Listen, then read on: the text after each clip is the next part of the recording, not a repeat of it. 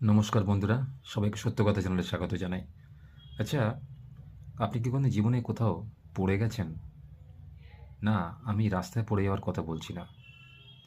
আপনার জীবনে কিছু দুর্ঘটনা ঘটেছে, যে দুর্ঘটনা থেকে আপনি একটা শিক্ষা নিয়েছেন, বা আপনাকে এমন কেউ আঘাত করেছিল, যে আঘাতের জ্বালা, যে আঘাতের যন্ত্রণা আপনি অনেক দিন যাবৎ ভোগ করেছিলেন, বা আপনি এমন কোনো বিপদে পড়েছিলেন, যেখান থেকে আপনাকে কেউ সাহায্য করেনি বেরিয়ে আসার।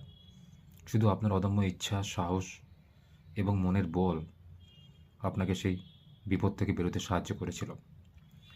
যদি এরকম ঘটনাগুলো ঘটে থাকে, তাহলে বলবো আজকের ভিডিওটা আপনি শেষ পর্যন্ত দেখুন, উত্তর পেয়ে যাবেন।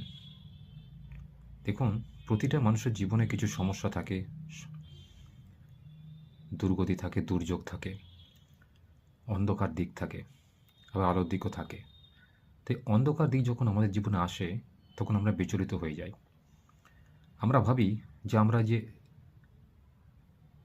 অস্বস্তিকর পরিস্থিতির মধ্যে পড়েছি, সেরকম পরিস্থিতির মধ্যে আমরা হয়তো কেউ পড়েনি, শুধু আমরা একাই পড়েছি।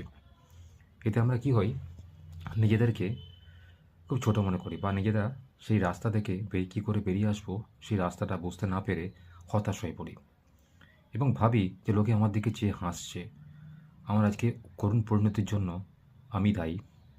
সেটা লোকে বুঝছে না, লোকে দূর থেকে হাততালি দিয়ে হাসছে যে ঠিক হয়েছে, উচিত শিক্ষা পেয়েছে। অথচ আমি কিন্তু সেই ধরনের লোক নই। আমি খুব ভদ্রলোক, কারোর সাথে উচ্চস্বরে কথা বলি না, গালিগালাজ করি না, সবাইকে ভালোবাসতে চাই, সবাইকে সাহায্য করতে চাই, সবার সাথে মিলেমিশে থাকতে চাই। অথচ কেউ কোনো কোনো লোক আছে, আমার এই ভালো মানুষের সুযোগ নিয়ে আমাকে আঘাত করতে চায়। তো এই ধরনের লোক থেকে নিজেকে বাঁচিয়ে চলুন।